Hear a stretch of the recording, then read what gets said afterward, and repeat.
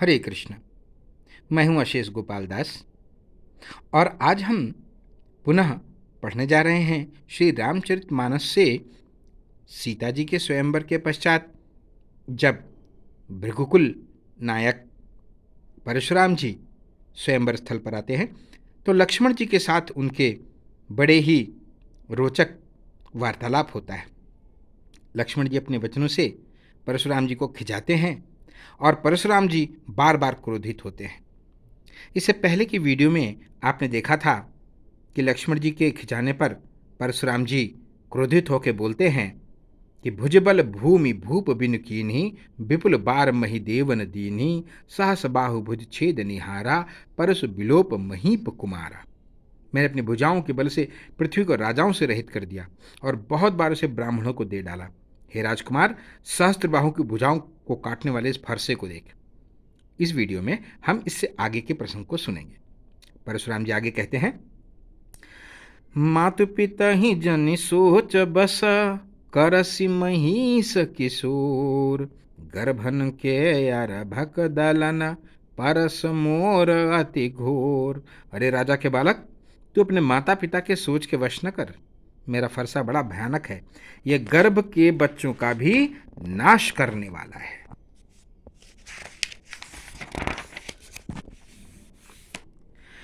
बिहसी बचन बिहसी लखन बोले मृदु बानी अहो मुनीस महाभट मानी पुनि पुनि मोहि देखाव कुठारू चहत उड़ावन फूकी पहारू यहाँ कुम्हड़ बतिया को नाही जितर जनी देखी मर जाही देखी कुठार सरासन बाना मैं कुछ कहा सहित अभिमाना भृगुप सुत समझ जनेऊ बिलो की जो कछु कहाऊँ सहाऊँ रिसरो की सुर महिसुर हरि जन अरुगाई हमरे कुल इन पर न सुराई बधे पाप अपकीरति हारे मारत हूँ पापरिय तुम्हारे कोटि कुलिस सम बचन तुम्हारा व्यर्थ दरहूँ धनु बाण कुठारा।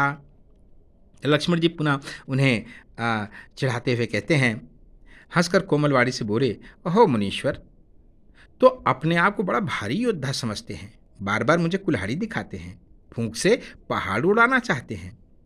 यहाँ कोई कुम्हड़े की बतिया नहीं है जो तर्जनी उंगली को देखते ही मर जाती है। कुठार और धनुष देखकर ही मैंने कुछ अभिमान सहित कहा था। भृगुवंशी समझकर और यज्ञोपवीत देखकर तो जो कुछ आप कहते हैं उसे मैं क्रोध रोककर सह लेता हूँ। देवता, ब्राह्मण, भगवान के भक्त और गौ, इन पर हमारे कुल में वीरता नहीं दिखाई जाती, क्योंकि इन्हें मारने से पाप लगता है और इनसे हार जाने पर अपकीर्ति होती है। इसीलिए आप मारें तो भी मैं आपके पैर ही पड़ना चाहिए। आपका एक एक वचन ही करोड़ों वज्रों के समान है। धनुष बाण और कुठार तो आप व्यर्थ ही धारण करते हैं। मंगल भवनय मंगलहारी द्रबहु सो दशरथ अजिर बिहारी जो बिलो की अनुचित काह्यूं क्षमहु महामुनि धीर सुनि सरोस भृगुवंश मणि बोले गिरा गंभीर। इन्हें धनुष बाण और कुठार को देखकर मैंने कुछ अनुचित कहा हो तो उसे हे धीर महामुनि क्षमा कीजिएगा। यह सुनकर भृगुवंशमणि परशुराम जी क्रोध के साथ गंभीर वाणी बोले, मंगल भवनय मंगलहारी द्रबहु सो दशरथ अजिर बिहारी कौशिक सुनहु मंद यह बालक कुटिल काल बस निज कुल घालक भानुवंश राकेश कलंकु निपट निरंकुश अबुध असंकु। हे विश्वामित्र, सुनो, यह बालक बड़ा कुबुद्धि और कुटिल है। काल के वश होकर ये अपने कुल का घातक बन रहा है। ये सूर्यवंशी रूपी पूर्णचंद्र का कलंक है।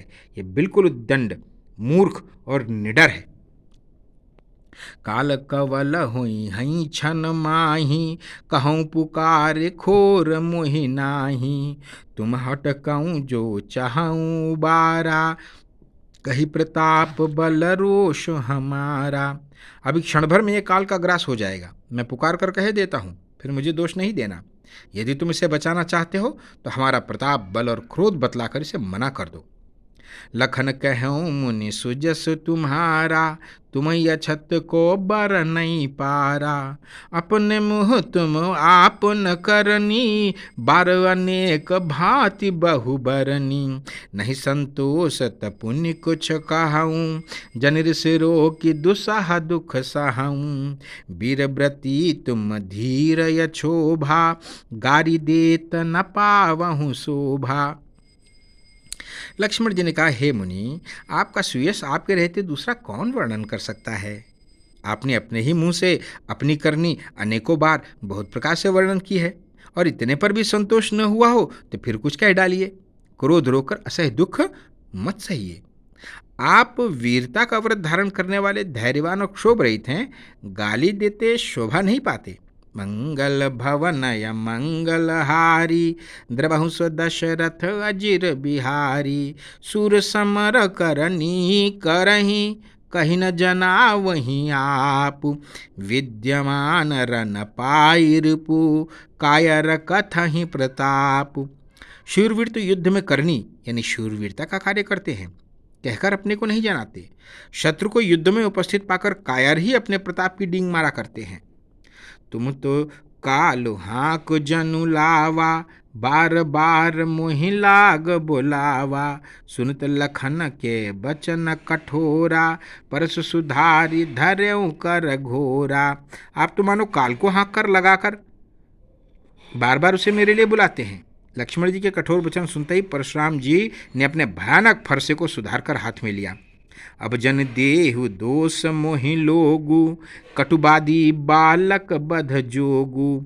बाल बिलो की बहुत मैं बाँचा, बाल बिलो की बहुत मैं बाँचा। अब यह मर निहार भाषाचा।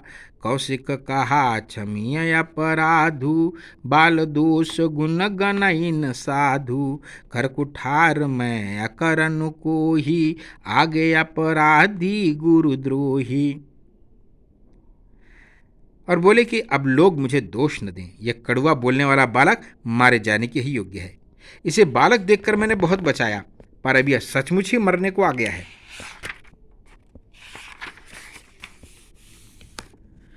विश्वामित्र जी ने कहा, अपराध क्षमा कीजिए, बालकों के दोष और गुण को साधु लोग नहीं गिनते। परशुराम जी बोले, तीखी धार का कुठार, मैं दया रहित और क्रोधी, और ये गुरुद्रोही और अपराधी मेरे सामने। उत्तर देत छोड़ऊं बिनु मारे, केवल कौशिक सील तुम्हारे। न तो यही काटी कुठार कठोरे, गुरहि उरि न हो तेउ श्रम थोरे। मंगल भवनय मंगलहारी, द्रवहु दशरथ अजिर बिहारी। विश्वामित्र जी ने कहा, अपराध क्षमा कीजिए, बालकों के दोष और गुण को साधु लोग नहीं गिनते। तो परशुराम जी बोले कि तीखी धार का कुठार, मैं दया रहित और क्रोधी, और ये गुरुद्रोही अपराधी मेरे सामने उत्तर दे रहा है। इतने पर भी मैं इसे बिना मारे छोड़ रहा हूं। सो हे विश्वामित्र, केवल तुम्हारे शील प्रेम से, नहीं तो इस कठोर कुठार से काटकर थोड़े ही परिश्रम से गुरु से उऋण हो जाता। गाधि सून का हृदय हसी, मुनहि हरई अरै सोच। अयमय खाणन ऊख मया, अजहु न बूझय बूझ। विश्वामित्र जी ने हृदय में हंसकर कहा, मुनि को हरा ही हरा सूझ रहा है। अर्थात सर्वत्र विजयी होने के कारण ये श्री राम लक्ष्मण जी को भी साधारण क्षत्रिय समझ रहे हैं, किंतु ये लोहमयी केवल फौलाद की बुनी हुई खांडा या खड्ग, ऊख की रस्सी खांड नहीं है जो मुंह में लेते ही गल जाए। खेद है, मुनि अब भी बेसमझ बने हुए हैं, इनके प्रभाव को नहीं समझ रहे। कहें लखन मुनिशील तुम्हारा, को नहीं जान विदित संसारा। मात पितहि उरन भईने के, गुरु ऋनु रहा सोच बड़ जी के। सो जनु हमरई माथे काढ़ा, दिन चली गए ब्याज बड़ बाढ़ा। अब आनी व्यवहरिया बोलाई, तुरत ही देव मैं थैली खोली। सुनि कटु बचन कुठार सुधारा, हाय हाय सब सभा पुकारा। भृगुबर परस देखावहु मोहि, विप्र विचारी बचाऊ नृप दोहि। मिले न कबहु सुभटरन गाढ़े, द्विज देवता घर ही के बाढ़े। अनुचित कहीं सब लोग पुकारे, रघुपति शयन ही लखन निवारे। तो जब विश्वामित्र जी ने मन ही मन में ये बोला कि मुनि को हरा हरा सूझ रहा है, ये श्री राम लक्ष्मण जी को भी साधारण क्षत्रिय समझ रहे हैं, तो लक्ष्मण जी ने आगे परशुराम जी को चिढ़ाते हुए कहा कि हे मुनि, आपके शील को कौन नहीं जानता, वो संसार भर में प्रसिद्ध है। आप माता पिता से तो अच्छी तरह से ऋण हो ही गए, अब गुरु का ऋण रहा जिसका बड़ा सोच लगा है। वह मानो हमारे ही मत्थे काढ़ा था, बहुत दिन बीत गए, इससे ब्याज भी बहुत बढ़ गया होगा। आप किसी हिसाब करने वाले को बुला लाइए तो मैं तुरंत थैली खोल कर दे दूं। लक्ष्मण जी के कड़वे वचन सुनकर परशुराम जी ने कुठार संभाली। सारी सभा हाय हाय करके पुकार उठी। लक्ष्मण जी ने कहा, हे भृगुश्रेष्ठ, आप मुझे फरसा दिखा रहे हैं। हे राजाओं के शत्रु, मैं ब्राह्मण समझकर बचा रहा हूं या तरह दे रहा हूं। आपको कभी रणधीर बलवान वीर नहीं मिले। हे ब्राह्मण देवता, आप घर ही में बड़े हैं। यह कहकर अनुचित अनुचित है, सब लोग पुकार उठे। तब श्री रघुनाथ जी ने इशारे से लक्ष्मण जी को रोक दिया। भक्तों, आज श्री लक्ष्मण जी और परशुराम जी के इस रोचक संवाद को हम यहीं पर रोकते हैं। वीडियो के अगले भाग में हम फिर इस सीता जी के स्वयंवर और उस पर परशुराम जी के आगमन के बाद के प्रसंग को फिर से हम अध्ययन करेंगे, पढ़ेंगे और आनंद लेंगे। तब तक श्री राम जी की भक्ति आपको प्राप्त हो, अयोध्या धाम में आपका निवास हो। इसी शुभकामना के साथ मैं अशेष गोपाल दास आपसे विदा चाहता हूँ। वीडियो को लाइक कीजिएगा, शेयर कीजिएगा और मेरे चैनल को सब्सक्राइब कीजिएगा। हाँ, नोटिफिकेशन वाले बटन को जरूर दबा दीजिए ताकि आगे आने वाले मेरे वीडियोस आपको पहले से ही नोटिफाई हो जाए। हरे कृष्णा।